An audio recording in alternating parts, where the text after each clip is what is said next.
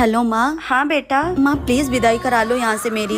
कोई बात है क्या? मैं यहाँ रह रहे कि थक गई हूँ। क्या बताऊँ आपको, ना इनके घर में एसी है ना कूलर है, सारा दिन गर्मी में रहना पड़ता है। यहाँ तक कि रोज रोज गर्मी में खाना भी बनाना पड़ता है। अब मैं ये सब और नहीं झेल सकती माँ। तो बात करवा अपनी सास से। ठीक है, मैं अभी बात करवाती हूँ। माँ जी। हाँ बहू, मम्मी बात करेंगी आपसे। हेलो। हाँ समधन जी, प्रणाम प्रणाम। मेरी बेटी की विदाई कर दीजिए, उसे वहाँ पे सुकून नहीं है। आप लोग गर्मी में उससे खाना बनवाते हैं। ऐसी सास होने से अच्छा है कि मेरी बेटी बिना सास के ही रहे। समधन जी, ई का तरीका है बात करने का और विदाई मांगने का।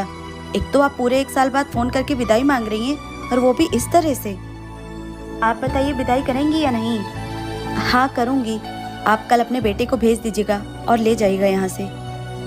बहू जाओ, जाके पैकिंग कर लो, लेकिन मेरी एक बात हमेशा याद रखना, अपने माँ के संस्कारों से बाहर निकलने की कोशिश करना। ऐसे घर नहीं चलता है बेटा, ऐसे घर टूटता है। क्या सास ने अपनी बहू के साथ सही किया? माँ जी, सारा काम हो गया और मुझे भूख लगी है। अब मैं खाना खा लूँ क्या? पहले काम कर, फिर खाना बना के खा लेना।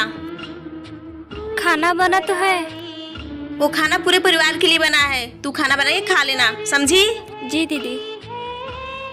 और सुन,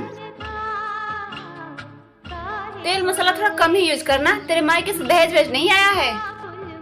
नहीं तो खिचड़ी बना के खा ले, गरीब परिवार से है। और वैसे भी मायके में रूखा सूखा खाने की आदत तो होगी ही। खिचड़ी तो तू रोज ही खाती रही होगी मायके में। यहाँ पे तुझे नया नया आइटम मिल रहा है ना। अगर नई नवेली दुल्हन साथ ऐसा हो तो क्या? माँ जी, मेरी माँ का फोन आया हुआ था। मैं पिछले 3 साल से मायके नहीं गई हूँ। क्या मैं इस गर्मी के छुट्टी में अपने माँ से मिलने चली जाऊँ? फिर शुरू हो गई मायके मायके। क्या तेरा यहाँ घर परिवार नहीं है? मुझसे अब ये काम काज नहीं होते हैं। जब इतना ही मायके जाने का शौक था तो शादी ही क्यों की? पड़ी रही थी वहीं। माँ प्रणाम। अरे हिमाक्षी बेटा। दीदी ये लीजिए पानी। बेटा, इतने दिनों के बाद आ रही हो, अपने इस बूढ़ी माँ की याद नहीं आती?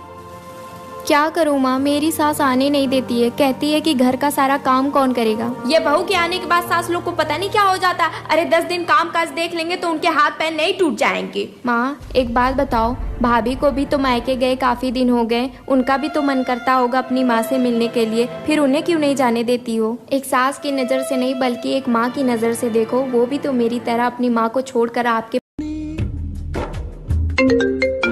जी भाभी बोलिए ना। शाम को घर पे पार्टी है तो टाइम से आ जाना। जी भाभी, मैं इनको बोल दूंगी, हम लोग टाइम पे आ जाएंगे। और हाँ, वही पुरानी साड़ी मत पहन के आ जाना गरीबों की तरह, कोई अच्छा सा साड़ी पहन के आना। चलो रखती हूँ। जी भाभी।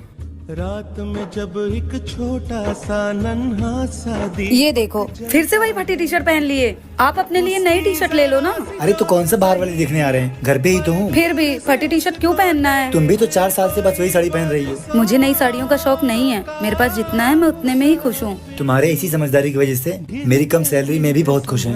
अच्छा, मैं बताने आई थी कि भाभी के घर में पार्टी है। हाँ मैंने वो सुना था। ठीक है। रात आती, ये देखो मैंने तुम्हारे लिए क्या लाया है। रात में जब एक इतनी प्यारी साड़ी किस लिए?